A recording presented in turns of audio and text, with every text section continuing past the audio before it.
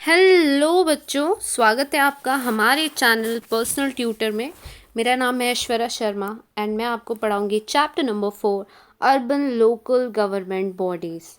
तो इसके पहले हमने पढ़ा था रूरल लोकल गवर्नमेंट बॉडीज़, जिसमें हमने रूरल एरियाज़ में जो गवर्नमेंट की बॉडीज़ होती है उनके बारे में पढ़ा था। तो इस चैप्टर में हम उन गवर्नमेंट बॉडीज़ के बारे में पढ़ेंगे जो अर्बन एरिया में होते हैं, जो अर्बन एरिया के एडमिनिस्ट्रेशन को संभालते हैं। तो इस चैप्टर में हम पढ़ेंगे 4.1 the Nagar panchayat, 4.2 the municipal council and 4.3 the municipal corporation.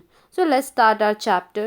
In the previous chapter, we have studied the nature of the local government bodies in the rural area. In this chapter, we will learn something about the local government institutions in the urban area. तो इसके जो पहले वाला chapter था उसमें हमने local government के बारे में पढ़ा, रूरल एरियाज़ के। इस चैप्टर में हम पढ़ेंगे उन लोकल गवर्नमेंट इंस्टीट्यूशंस के बारे में जो अर्बन एरिया को संभालते हैं। This includes the Nagar Panchayat, the Municipal Council and the Municipal Corporation. और वो गवर्नमेंट इंस्टीट्यूशंस जो अर्बन एरिया के एडमिनिस्ट्रेशन को देखते हैं वो हैं Nagar panchayat, the municipal council and the municipal corporation. इन सब के बारे में अच्छे से डिटेल में हम आगे पढ़ेंगे। Our country has a large number of towns and cities and they are growing rapidly. हमारी जो कंट्री है उसमें लार्ज नंबर ऑफ बहुत सारे टाउन्स हैं और बहुत सारी सिटीज़ हैं और धीरे धीरे वो इंक्रीज़ भी होते जा रही हैं। Villages are growing into towns, जो छोटे छोटे विलेजेस हैं धीरे धीरे वो डेवलप होते जा रहे हैं और वो टाउन्स बनते जा रहे हैं। Towns into cities and cities into metropolises, और जो टाउन्स हैं वो सिटीज़ बनती जा रही हैं डेवलप होकर, और जितनी भी सिटीज़ है वो धीरे धीरे मेट्रोपोलिसेस बनती जा रही, मतलब और बड़ी बड़ी सिटीज़ बनते जा रही हैं, जैसे मुंबई है, दिल्ली है, इस तरीके की बड़ी बड़ी सिटीज़ बनती जा रही हैं। The rural area neighbouring cities are also getting transformed, और जो रूरल एरिया के आसपास की सिटीज़ है वो भी चेंज होते जा रही है, उनमें भी ट्रांसफॉर्मेशन होते जा रहा है। Now facilities and problems in cities में क्या क्या फैसिलिटीज़ हमको मिलती हैं, क्यों सिटीज़ अच्छी हैं, और क्या क्या प्रॉब्लम्स, क्या क्या परेशानियां एक सिटी में होती है। क्या क्या फैसिलिटीज़ मिलती है पहले पढ़ते हैं। पहली फैसिलिटी है opportunity for industry and business. Cities में ऐसा होता है कि बहुत सारी इंडस्ट्रीज़ रहती है और बहुत सारे बिजनेस करने के तरीके रहते हैं, तो इसलिए लोगों के लिए प्रॉफिटेबल होता है। इनकम के सोर्स बहुत सारे रहते हैं, जॉब बहुत सारी रहती है लोगों के लिए, इसीलिए लोग गांव से सिटीज़ में जाते हैं। एक्सपेंडिंग सर्विस सेक्टर, और सर्विस सेक्टर भी एक्सपेंड होते जा रहा है। इसका मतलब कि जो लोग जॉब करते हैं उनके लिए बहुत सारी अपॉर्चुनिटी है और वो भी एक्सपेंड होते जा रही है, वो भी धीरे धीरे बढ़ रही है। Large scale opportunities for jobs, and again यहाँ पे जॉब की बात की कि जॉब मिलता है। यहाँ पे एक्चुअली जो फर्स्ट, सेकेंड एंड थर्ड है ये तीनों एक दूसरे से रिलेटेड है। ये तीनों सोर्स ऑफ इनकम जो होते हैं, सोर्सेज ऑफ इनकम अलग अलग होते हैं। जो हम जॉब करते हैं या फिर हम किसी इंडस्ट्री में वर्क करते हैं या हम इंडस्ट्री खोलते हैं या खुद का बिजनेस खोलते हैं, ये सारी चीज़ें इसमें इन तीनों पॉइंट्स में इंक्लूडेड है और ये एडवांटेज होता है।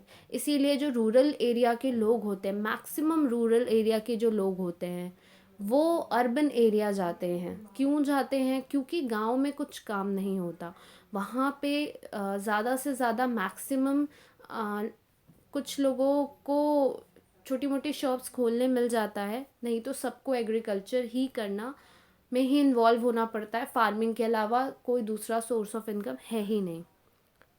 Availability of facilities for entertainment, art and culture, और नेक्स्ट जो चीज़ मिलती है वो मिलती है कि एंटरटेनमेंट के लिए बहुत सारी जगह हैं, आप बोर नहीं होते हो। आर्ट के लिए जगह हैं, कल्चर के लिए जगह हैं, और मैं इसमें खुद भी एक पॉइंट इंक्लूड करना चाहूँगी कि सिटीज़ में एजुकेशन फैसिलिटीज़ भी बहुत अच्छी होती है, इसीलिए लोग अपने बच्चों को बाहर भेजते हैं पढ़ने के लिए, तो वो भी एक बहुत अच्छा एडवांटेज होता है सिटीज़ का। नाउ क्या क्या प्रॉब्लम होती है सिटीज़ में? पहली प्रॉब्लम होती है शॉर्टेज ऑफ हाउसिंग। घर बहुत कम होते हैं, क्योंकि घर बहुत कम होते हैं इसका मतलब ऐसा नहीं है कि रहने मतलब घर कम है, इसका मतलब है कि ऑलरेडी इतने सारे लोग रहते हैं वहाँ पे कि आपको कोई फ्री स्पेस नहीं मिलता है। यदि आपको घर चाहिए भी तो आपको बहुत छोटे घर मिलते हैं और आपको उसमें ही एडजस्ट करना पड़ता है। इनसफिशेंट स्पेस भी ज़्यादा नहीं होता है। सिटीज़ में ऐसा नहीं होता कि आप मन मर्जी कहीं भी अच्छी बड़ी सी दुकान खोल लो, या कहीं भी आप जो बनाना चाहो गैरेज बना लो, कुछ भी बना लो, ऐसा नहीं होता है। सिटीज़ में आपको स्पेस देखनी पड़ती है और स्पेस की बहुत ज़्यादा कमी होती है सिटीज़ में। ट्रैफिक कंजेशन, ट्रैफिक बहुत ज़्यादा होता है, एक जगह से दूसरी जगह जाने में बहुत टाइम लगता है। Problem of disposal of waste, waste के डिस्पोजल की भी बहुत ज़्यादा प्रॉब्लम होती है। क्राइम बहुत ज़्यादा होता है। And sixth, a large proportion of population in slums, और जो स्लम एरिया होते हैं वहाँ बहुत सारे लोग रहते हैं, और जितनी रहने की जगह है उससे डबल या उससे भी ज़्यादा लोग रहते हैं। Now, Nagar Panchayat. The village that are in the process of becoming towns have a Nagar Panchayat. ऐसे ऐसे विलेजेस या गांव जो कुछ टाइम के बाद टाउन बनने वाले हैं, वो सब नगर पंचायत में आते हैं। मतलब उनमें अच्छा खासा डेवलपमेंट हो रहा है और वो वो टाउन की कैटेगरी में आ चुके हैं। We see some areas which are neither fully rural or nor fully urban. In such areas, the local government body is the Nagar Panchayat. हम ऐसे कुछ एरियाज देखते हैं जो ना हमको कम्प्लीटली रूरल एरिया दिखता है, ना हमें वो कम्प्लीटली अर्बन एरिया दिखता है। इस तरीके के जो एरियाज होते हैं वहाँ पे जो लोकल गवर्नमेंट बॉडी होती है वो होती है नगर panchayat. As with other local bodies, election to a Nagar panchayat are held every 5 year। और दूसरी लोकल बॉडीज़ की तरह नगर पंचायत में भी हर 5 साल में इलेक्शन होता है। The elected members choose a president and a vice president from among themselves। और जितने भी इलेक्टेड मेंबर्स होते हैं नगर पंचायत के, वो अपने मेंबर्स में से ही किसी एक को प्रेसिडेंट चुनते हैं और किसी एक को वाइस प्रेसिडेंट चुनते हैं। Now the municipal council, second आता है the municipal council. The municipal council is the local government body for small cities. जो म्यूनिसिपल काउंसिल होता है वो हायरार्की में सेकंड नंबर में आता है, और वो लोकल गवर्नमेंट बॉडी होती है, लेकिन वो छोटे शहरों के लिए होती है। छोटे छोटे शहरों में म्यूनिसिपल काउंसिल्स रखे जाते हैं। Elections to the council are held every 5 year। और दूसरी गवर्नमेंट बॉडीज़ की तरह यहाँ भी हर 5 साल में इलेक्शन होता है। The elected representative functions as councillors. और फिर जो भी लोग इसमें इलेक्ट होते हैं वोटिंग के बाद, वो काउंसिलर्स की तरह काम करते हैं। As per the recent changes in the act relating to municipal council, the president is elected directly by the people. और रिसेंट ईयर्स में कुछ चेंजेस आए हैं म्यूनिसिपल काउंसिल में, और म्यूनिसिपल काउंसिल में जो बाकी लोकल गवर्नमेंट बॉडीज़ है उनसे ये अलग होता है कि इसमें जो प्रेसिडेंट होता है वो डायरेक्टली लोग ही चुनते हैं। जो रिप्रेजेंटेटिव्स है वो नहीं चुनते, लोग ही डायरेक्टली चूज़ करते हैं। There is no provision to hold the election of the president simultaneously with the general election of the council. लेकिन कोई ऐसा प्रोविज़न नहीं है कि जब उस काउंसिल का नॉर्मल जनरल इलेक्शन हो रहा है उस समय ही प्रेसिडेंट का इलेक्शन हो, ऐसा कोई प्रोविज़न नहीं है। लेकिन ये होता है उसमें कि लोग ही डायरेक्टली इलेक्ट करते हैं प्रेसिडेंट को। इसका मतलब ये होता है कि ये लोगों के ऊपर डिपेंड करता है कि जब भी डेट्स आती हैं, मतलब इसको एक्सप्लेन करने का मीनिंग है कि जब म्यूनिसिपल काउंसिल का इलेक्शन होता है उस समय ही प्रेसिडेंट का इलेक्शन नहीं होगा। ऐसा कोई होगा या नहीं होगा ऐसा फिक्स नहीं होता है, कभी भी हो सकता है। Now, the president of the municipal council is the chairman of all its meetings. जो president होता है municipal council का, वो हर meeting जो municipal council की conduct होती है उसका chairman होता है. He controls the working of the council and keeps a watch on the financial administration of the council. जो president होता है of the municipal council, वो देखता है कि काउंसिल सही से काम करे, और जो फाइनेंशियल एडमिनिस्ट्रेशन होता है, फाइनेंशियल एडमिनिस्ट्रेशन मतलब प्रॉपरली जितना भी ट्रांजैक्शन हो रहा है वो हो रहा है कि नहीं, कि जितने टैक्सेस आने चाहिए जैसे आने चाहिए आ रहे हैं कि नहीं, जहाँ पे जो भी फंड्स हैं उनका यूज़ होना चाहिए वो हो रहा है कि नहीं, ये सारी चीज़ें वो देखता है. In the absence of the president the vice president looks after the council. और जब प्रेसिडेंट नहीं होता तो ये वाइस प्रेसिडेंट की जिम्मेदारी होती है कि वो काउंसिल को संभाले. There are some functions that are binding on the council. कुछ ऐसे फंक्शंस होते हैं जो काउंसिल को बिल्कुल करने ही पड़ते हैं. These are known as obligatory functions. और ये फंक्शंस ऑब्लिगेटरी फंक्शंस कहलाते हैं. मतलब ये उनका ऑब्लिगेशन मतलब जिम्मेदारी होती है जो उनको करना ही पड़ेगा. For example, lightning of public streets, providing drinking water, public hygiene, sewage disposal, registration of death, birth, marriage etcetera. ये सारे कुछ ऐसे फंक्शंस हैं जो उनके लिए कंपलसरी होते हैं. The municipal council also tries to provide additional facilities to the people, and these functions are known as discretionary functions. Discretionary functions वो functions होते हैं जो म्युनिसिपल काउंसिल के ऊपर होता है. जैसे इसमें कहा गया है कि कुछ ऐसी फैसिलिटीज़ होती हैं जो म्युनिसिपल काउंसिल के ऊपर होती हैं कि वो अपने लोगों को ये फैसिलिटीज़ देना चाहते हैं कि नहीं देना चाहते हैं.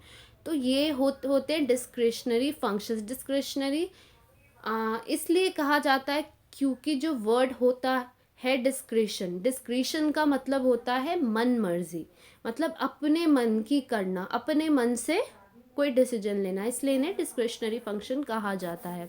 तो इसमें आते हैं planning new public roads and acquiring the necessary land, improving the condition of slums, creating public gardens and parks, providing secure shelters for cattle are some of the discretionary functions of the municipal councils.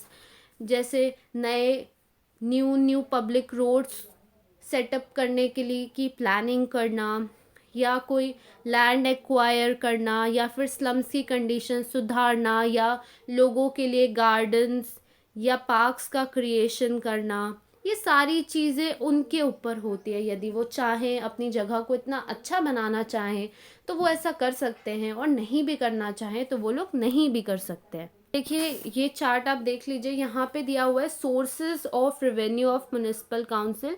Municipal council के revenue का source क्या होता है? Property tax मिलता है उन्हें, education tax, then water tax, tax on market, grants from state government. ये सारे इनके सोर्सेज होते हैं जिससे इनके पास फंड कलेक्ट होता है. Now, municipal corporation, the local body that provides different services to the people in big cities is called municipal corporation. Municipal corporation वो local body होती है जो लोगों को अलग अलग सर्विसेज प्रोवाइड करती है. लेकिन यहाँ पे आप एक चीज़ देखिए, बिग सिटीज़ में जितनी भी बड़ी सिटीज़ होती हैं, तो आपको ये चीज़ याद रखनी है कि जब भी म्युनिसिपल कॉरपोरेशन की बात आए तो वहाँ पे बात आएगी बिग सिटीज़ की, बड़ी सिटीज़ की. The first municipal corporation in Maharashtra was established at Mumbai. जो सबसे पहला म्युनिसिपल कॉरपोरेशन है जो महाराष्ट्र में इस्टेब्लिश हुआ था वो मुंबई में हुआ था. The total number of members of a municipal corporation is determined so as to be in proportion to the population of the city. एक म्युनिसिपल कॉरपोरेशन के कितने मेंबर्स होंगे ये इस चीज़ से डिसाइड होता है कि उस सिटी की पॉपुलेशन कितनी है, वहाँ कितने लोग रहते हैं, उस हिसाब से ही वहाँ के मेंबर्स डिसाइड होते हैं. The elections to the corporation are held every 5 year. और और जितनी भी बाकी लोकल बॉडीज़ हैं उनकी तरह ही जो म्युनिसिपल कॉरपोरेशन का इलेक्शन होता है वो हर 5 साल में होता है. The elected members are known as corporators, और जितने भी इलेक्टेड मेंबर्स होते हैं उन्हें कॉरपोरेटर्स कहा जाता है. They elect a mayor and a deputy mayor from among themselves. The mayor is considered to be the first citizen of the city. और फिर जितने भी इलेक्टेड मेंबर्स होते हैं वो लोग मेयर सेलेक्ट करते हैं और एक सिलेक्ट करते हैं डेप्यूटी मेयर, और जो मेयर होता है उसे first citizen of the city कहा जाता है. He presides over all the meetings of the corporation, और फिर कॉरपोरेशन की जितनी भी मीटिंग्स होती है वो सब मेयर ही कराते हैं और वो ही उसे authorize. Many important issues regarding the city are discussed and decisions regarding the development of the city are made in the general body meeting of the corporation. और ये जो म्युनिसिपल कॉरपोरेशन की मीटिंग्स होती है यहाँ पे क्या होता है, डिस्कशंस होते हैं, डिसीजंस लिए जाते हैं उस सिटी के इम्पॉर्टेंट इश्यूज़ के ऊपर, जो भी वहाँ पे इम्पॉर्टेंट इश्यूज़ हैं, और उस सिटी की डेवलपमेंट के लिए भी वहाँ पे डिस्कशंस किए जाते हैं. According to the changes introduced in the election process of the municipal corporation, multi member wards are created. कुछ चेंजेस म्युनिसिपल कॉरपोरेशन के इलेक्शन में भी किए गए हैं और वो चेंजेस में मल्टी मेंबर वार्ड्स का क्रिएशन किया गया है. From each ward not less than 3 और not more than 5 members are elected. और हर वार्ड के लिए कुछ ऐसा सिस्टम लाया गया है जहाँ पे हर वार्ड में नॉट लेस देन 3 मेंबर्स होते हैं और मैक्सिमम 5 मेंबर्स होते हैं जिन्हें इलेक्ट करके एक वार्ड का क्रिएशन किया जाता है. The voters can cast as many votes as the number of members to be elected from the ward. ये वोटर्स के ऊपर होता है कि वो जितने वोट्स जितने भी मेंबर्स को देना चाहे दे सकते हैं, लेकिन उतने ही मेंबर्स को दे सकते हैं जितने वार्ड में इलेक्ट हो सकते हैं.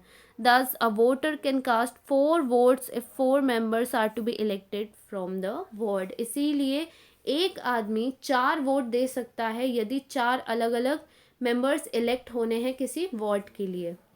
Now the committees of the corporation. Municipal corporation की कमिटीज़ कौन कौन सी होती है. The corporation carries out it's work through different committees. जो म्युनिसिपल कॉरपोरेशन होता है वो अपने काम अलग अलग कमिटीज़ की हेल्प से करते हैं. Some of the important committees are education committee, health committee, transport committee etcetera. कुछ इम्पॉर्टेंट कमिटीज़ जो हैं म्युनिसिपल कॉरपोरेशन की वो हैं एजुकेशन कमिटी, हेल्थ कमिटी और transport committee. Now administration of the corporation. Corporation अपना एडमिनिस्ट्रेशन कैसे करती है. The municipal commissioner is the head of the administration of the corporation.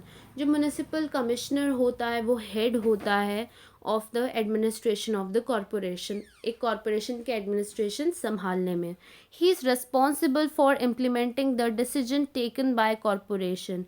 ये एक म्युनिसिपल कमिश्नर की जिम्मेदारी होती है कि जितने भी डिसीजंस लिए गए हैं कॉरपोरेशन में वो सारे डिसीजंस प्रॉपरली इम्प्लीमेंट हो. For example, if a corporation takes the decision of putting a ban on the use of plastic bags, then the actual implementation of this policy is done by the commissioner. यदि एक municipal corporation ने ये decision लिया है कि city में हर जगह plastic bags का यूज़ स्टॉप होना चाहिए, बैन हो जाना चाहिए, तो एक्चुअली ये जो डिसीजन है ये प्रॉपरली इम्प्लीमेंट हो रहा है कि नहीं ये देखने की जिम्मेदारी कमिश्नर की होती है. He also prepares the annual budget of the corporation and remains present for the general body meetings.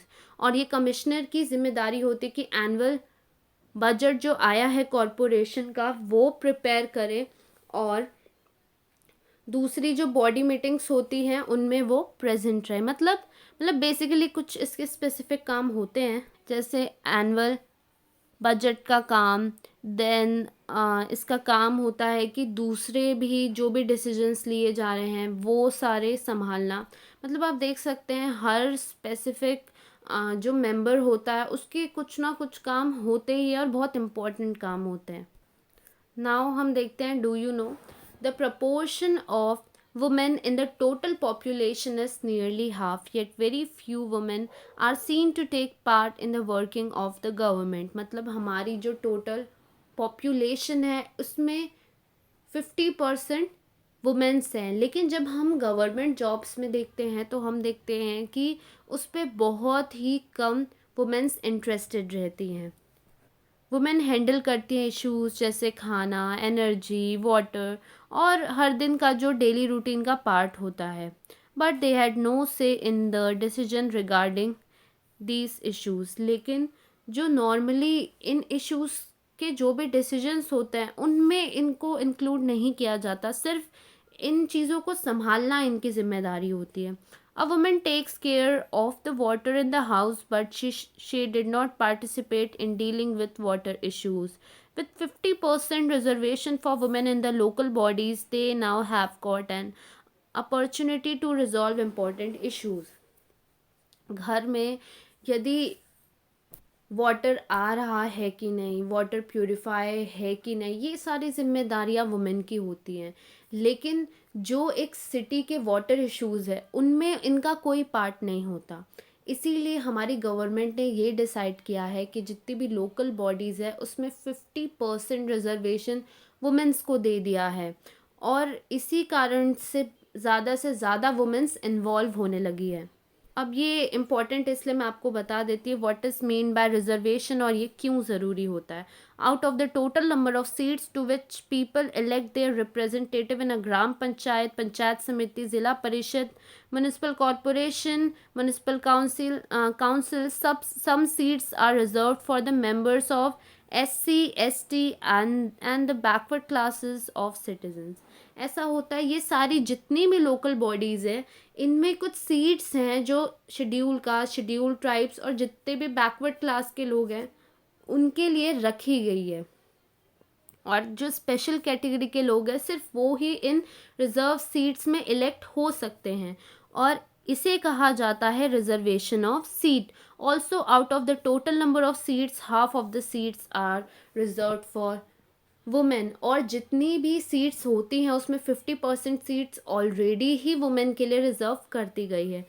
Reservation इसलिए ज़रूरी है क्योंकि ये हमारी सोसाइटी में इक्वालिटी लाता है। ऐसे लोग जो हमारी सोसाइटी में क्या क्या है, डिप्राइव्ड है, डिप्राइव्ड मतलब उन्हें बहुत सारे हक मिलने चाहिए, नहीं मिले हैं, उनके लिए ये बहुत ज़रूरी है। हमारी जो डेमोक्रेसी है वो चाहती है सबका इक्वल पार्टिसिपेशन हो हमारी गवर्नमेंट में, इसलिए वो लोगों ने ये रिजर्वेशन की चीज़ लेकर आई। थैंक यू फॉर वॉचिंग बच्चों। कोई भी डाउट हो तो आप कमेंट सेक्शन में पूछ सकते हैं।